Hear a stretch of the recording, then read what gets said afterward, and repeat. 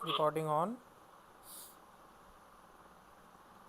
ॐ कुतः त्वम् इन्द्रमाहिनः सन् एको यासि सत्पते किं ते इत्था सम्पृच्छसे सम्राणा शुभानैः वोचेस्तत्नो हरिवो यत्ते अस्मे महानिन्द्रो य ओजसा कदाचन स्तरीरसि कदाचन प्रयुच्छसि।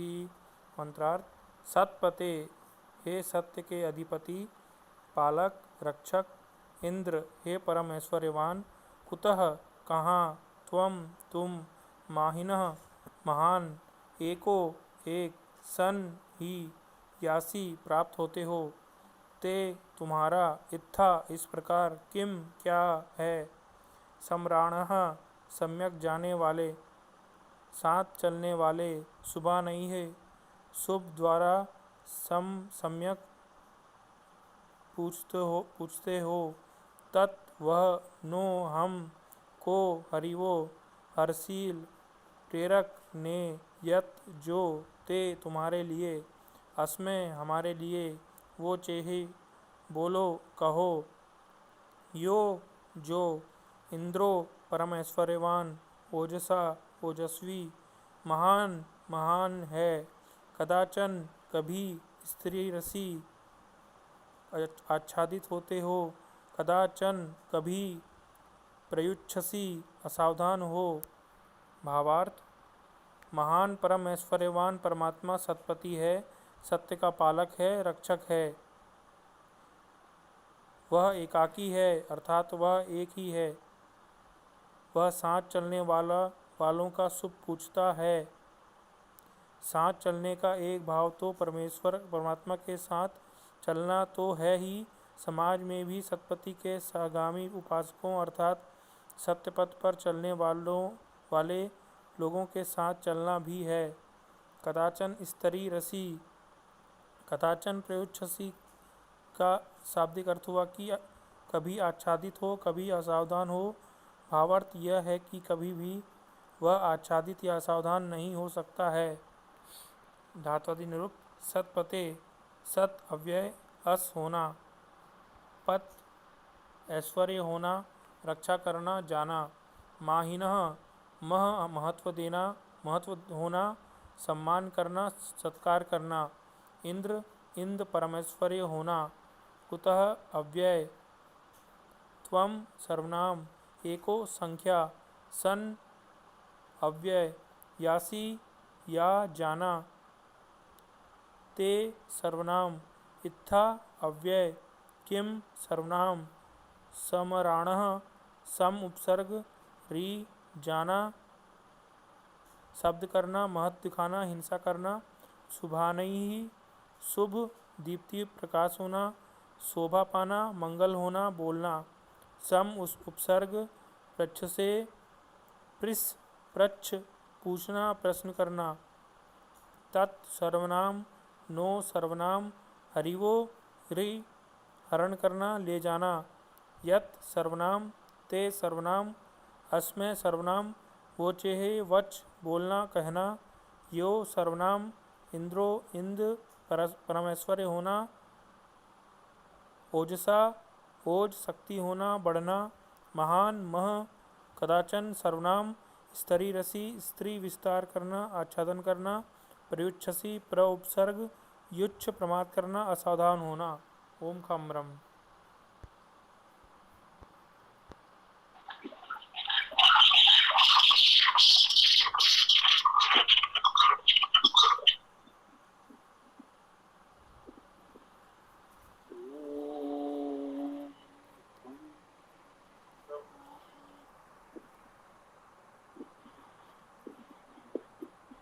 यजुर्वेद अध्याय 33 मंत्र 27।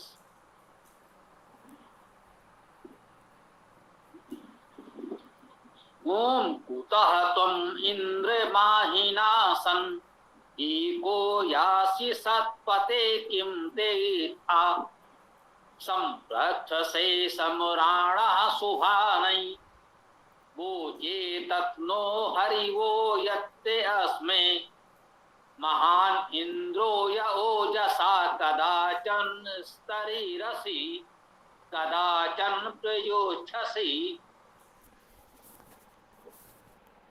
कुतः कहाँ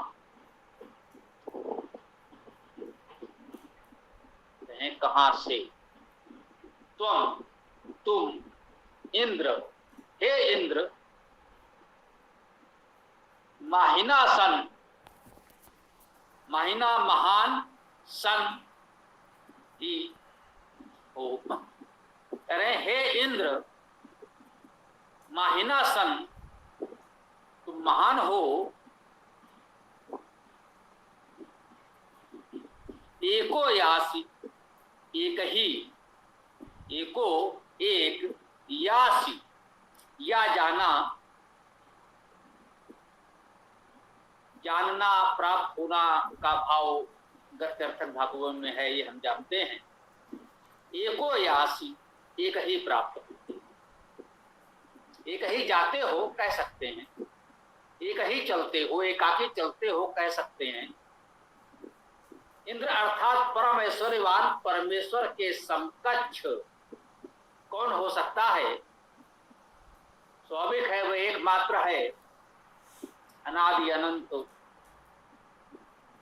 सर्वव्यापी परमेश्वर है, तो उसे तो एकाकी चलना है।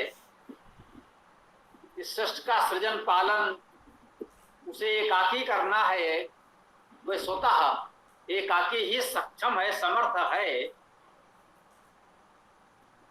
कह रहे हैं जब हम इस दिशा में खोज करते हैं, विचार करते हैं, तो यही पाते हैं कि वह एक ही है, वह एक ही प्राप्त होता है, अनेक रूपों में नहीं। वह अनेक नहीं है, वह एक ही प्राप्त होता है, अनेक प्रकार से अनेक रूपों में सृष्टि में व्यक्त होता है, परंतु मूलतः परमेश्वर तो एक ही है।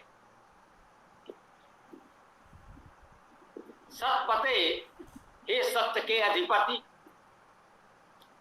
किम ते इत्था, किम क्या ते तुम्हारा इत्था, इस प्रकार। इस मंत्र को, इस प्रश्न की शैली को समझे बिना नहीं समझा जा सकता। हम लोग बोलचाल में कहते हैं कि भैया तुम्हारे अलावा और कौन है, भाई ऐसा और कौन है, इसका अर्थ होता है और कोई नहीं। भैया ये और कौन कर सकता है, अर्थात कोई और नहीं कर सकता। इस पूरे मंत्र में इसी शैली में बात कही गई है।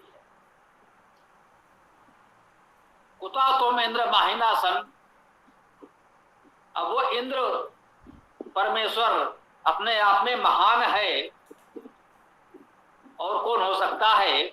एको या सत्पते किम थे इत्था, तुम एक ही, हे सत्य के अधिपति तुम एक ही प्राप्त होते हो, इस प्रकार और कौन हो सकता है? कोई नहीं।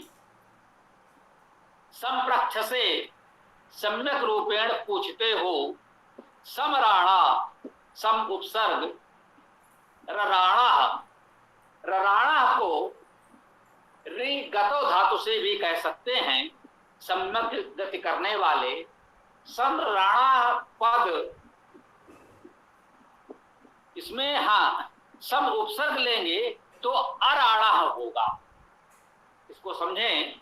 सम उपसर्ग अलग होगा तो सम उपसर्ग में मां हलंत होगा, अर्थात अजंत अस्वर होगा, तो मां का स्वर आ आएगा तो अराणा शेष होगा। अराणा में रि गत्यर्थक धातु ही होगी।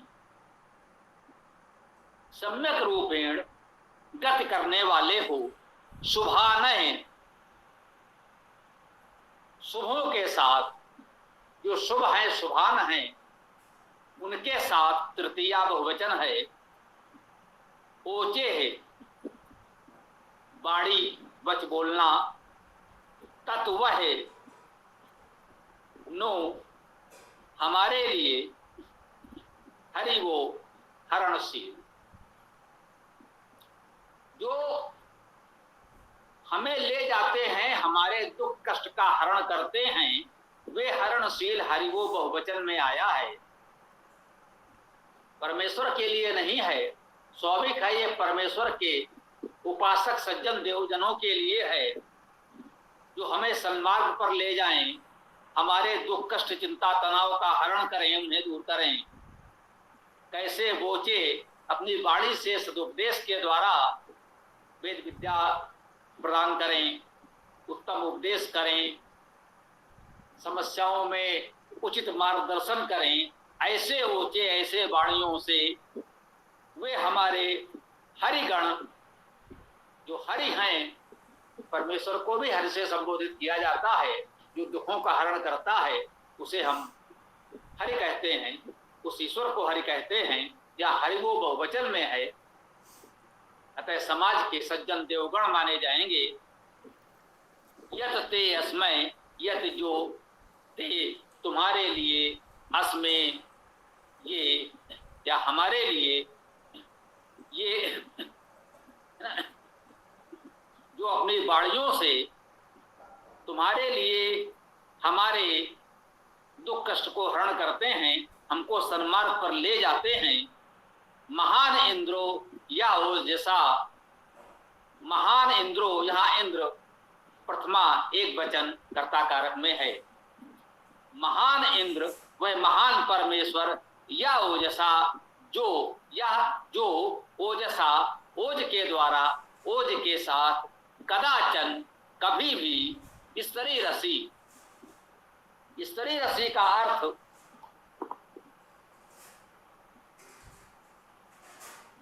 आच्छादित होते। स्त्री रसी का अर्थ हुआ, स्त्री धातु है, विस्तार करना, तो आच्छादन करना। देखिए विस्तार में भी उपसर्ग लगा है और शेष स्त्री, ये धातु यही है। केवल उपसर्ग लग जाने से विस्तार स्पष्ट हो गया। आच्छादन करना भी इसका एक अर्थ है।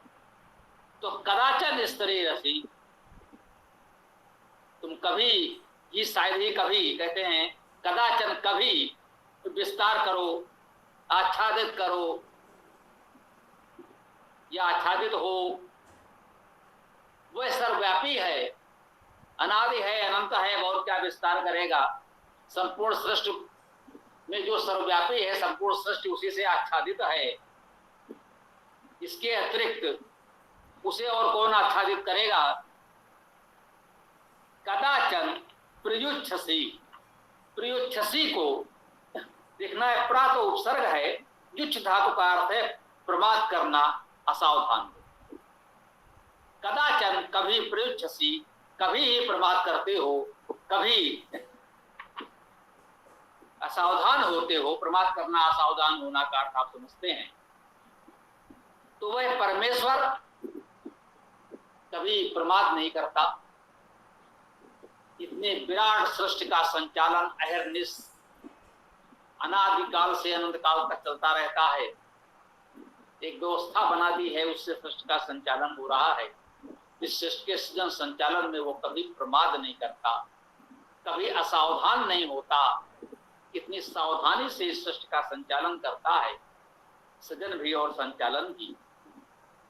तो हमें इससे यही प्रेरणा ग्रहण करनी है कि हम सब उस परमेश्वर के उपासक भी कभी प्रमाद न करें, कभी असावधान न हो। जो भी हमारे दायित्व हैं, कर्तव्य हैं, विशेष रूप से कहा गया है स्वाध्याय अन्मा प्रमदः, स्वाध्याय से कभी प्रमाद न करें। नियमित रूप से हम वेद का स्वाध्याय करें, इसमें कभी प्रमाद न हो, कभी असावधान न हो। जीवन के और भी हमारे जो भी दायित्व कर्तव्य हैं, अपने परिवार के प्रति, स्वजनों के प्रति, समाज के प्रति, राष्ट्र के प्रति, जो भी हमारा दायित्व है, कर्तव्य है, हम उसको करने में कभी भी असावधान न हो, कभी प्रमाद न करें, आलस्य न करें। सदैव अपनी संपूर्ण सामर्थ्य से अपने दायित्वों का निर्वाह करें।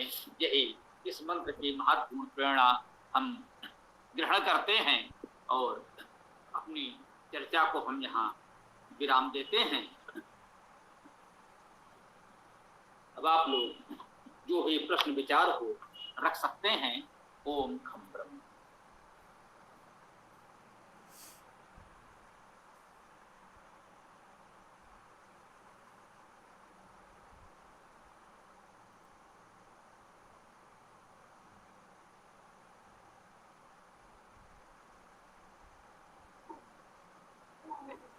जी, किसी का प्रश्न हो तो कर लीजिए।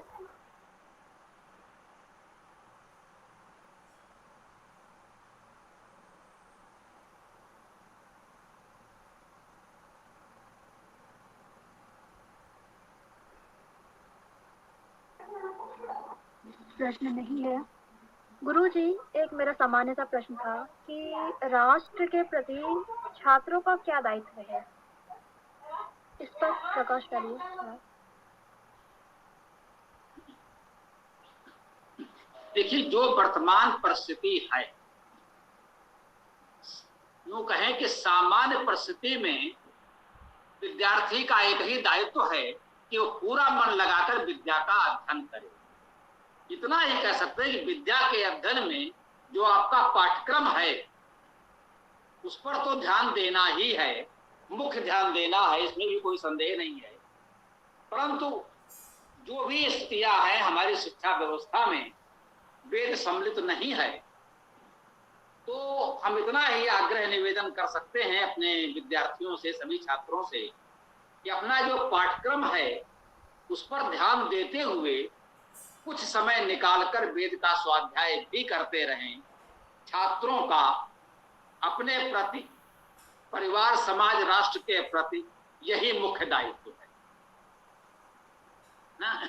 यदि व्यापक दृष्टि से आप राष्ट्र के प्रति दायित्व कहना चाहें तो हम कहेंगे राष्ट्र के प्रति आपका यही दायित्व है कि आप पूरा मन लगाकर स्वाध्याय करें, अच्छे से अच्छा विद्या अर्जित करें और समाज के लिए उपयोगी विद्वान नागरिक बने। उसके पश्चात राष्ट्र की सेवा कर सकेंगे। इस समय स्वाध्याय विद्या की उपेक्षा करके, अध्ययन की उपेक्षा करके कथित रूप से राष्ट्रीय कार्यों में लग जाना, ये राष्ट्रहित नहीं है। आप राष्ट्र को एक अच्छा नागरिक देने से वंचित कर रहे हैं। स्वयं को अच्छा नागरिक, एक सुयोग्य छात्र, विद्वान बनाने के स्थान पर यदि अन्य गतिविधियों में अधिक समय लगाते हैं तो एक प्रकार से ये राष्ट्र के प्रति अन्याय कर रहे हैं। जो राष्ट्र को एक सुयोग्य विद्वान नागरिक मिल सकता था, आप राष्ट्र को उससे वंचित कर रहे हैं। तो हम यही कहेंगे कि आपका राष्ट्र के प्रति सर्व प्रमुख दायित्व यही है कि अध्ययन में पूरा सामर्थ्य लगाएं, अच्छा से अच्छा स्वाध्याय करें, विद्या प्राप्त करें और उच्च स्तर के विद्वान नागरिक बने। और उसके पश्चात, विद्यार्थी जीवन के पश्चात, जब आप कर्म क्षेत्र में प्रवेश करते हैं तब आप इस योग्य हो चुके हों, समर्थ हो चुके हों कि राष्ट्र की जो भी आवश्यकता आपको अनुभव हो उसमें अपना योगदान दे सकें। अभी आप वेद का भी स्वाध्याय कर रहे हैं, अन्य विषयों का भी स्वाध्याय कर रहे हैं। पढ़ें और पढ़ाएं, यही सबसे बड़ा दायित्व है। वर्तमान परिस्थिति में, सामान्य स्थिति में, यह मैं बिल्कुल कहना चाहता हूं। देखिए, स्वतंत्रता आंदोलन के समय की परिस्थिति अलग थी। लोग अपने विद्यालय का आदि छोड़ करके स्वतंत्रता आंदोलन में कूद पड़े छात्र। वह आपन धर्म था, उस समय तो ठीक किया गया। इस समय आपको किसी भी आंदोलन में जुड़ने की आवश्यकता नहीं है। पूरा मन लगाकर केवल स्वाध्याय करें, हमारा आपसे यही निवेदन है। ओम। जी गुरुजी, किस अन्य कोई प्रश्न?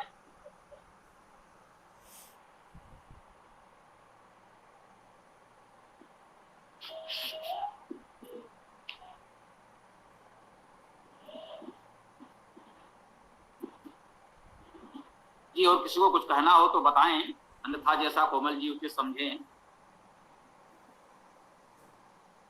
कोई एक मंत्र की व्याख्या करना चाहें कर सकते हैं, पाठ कर सकते हैं या समापन कर सकते हैं। स्वामी जी, क्या ईश्वर को थकावट होती है?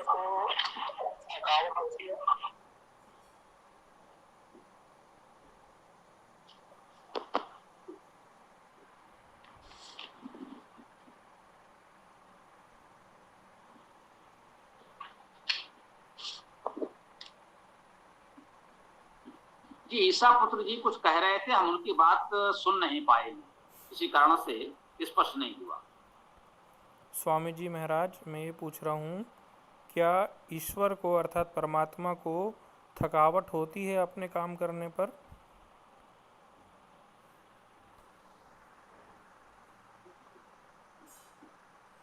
क्या आप कहना चाहते हैं थकावट होती है? जी स्वामी जी। देखिए, यह सब अनुभव हम जैसे प्राणियों को हो सकते हैं। निश्चित रूप से हम यही मानते हैं कि परमेश्वर इन सब अनुभवों से, सुख और दुख से, कष्ट पीड़ा थकावट से परे है। उसको ऐसा कुछ नहीं होता, हम यही मानते हैं। ओ धन्यवाद स्वामी जी।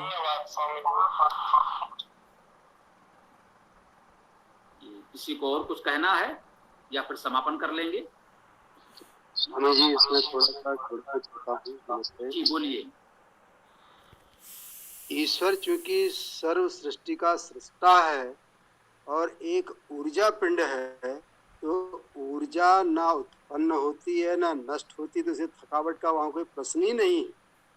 थकावट तो हम लोगों को होती है जो जीवधारी हैं, जो पंचभूत से बने हुए हैं, या हम सारे लोग जो हैं इन नश्वर तत्वों के सम्मिश्रण से निर्मित हैं।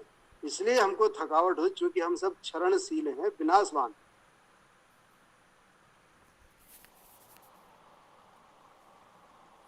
जी हरिश्चंद्र जी, बिल्कुल ठीक कहा आपने।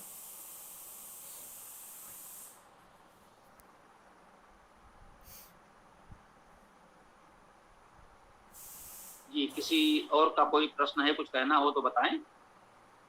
और कोमल जी देखिए, यदि कोई प्रश्न ना आए तो समापन कर सकते हैं। जी गुरु जी, शायद किसी का तो हम समापन कर लेते हैं। ॐ यो असौ आदित्ये पुरुषः सोऽसौ अहम् ॐ खं ब्रह्म ॐ खं ब्रह्म। सभी को नमस्ते। ॐ यो असो आदित्ये पुरुषः सोऽसो अहम् ॐ खं ब्रह्म ॐ खं ब्रह्म। नमस्ते सभी साथियों को। ॐ यो असो आदित्ये पुरुषः सो असो अहम् ॐ खं ब्रह्म।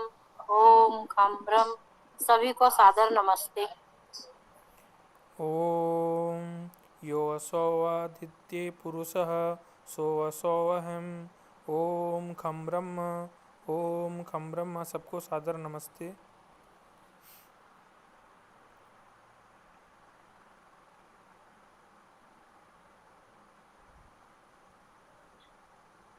ॐ यो असौ आदित्ये पुरुषः सोऽसौ अहम् ॐ खं ब्रह्म।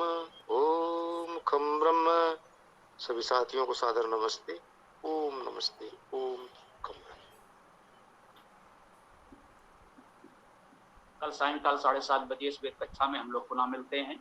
ओम स्वस्ति, ओम नमस्ते, ओम खं ब्रह्म, ओम खं ब्रह्म, ओम खं ब्रह्म।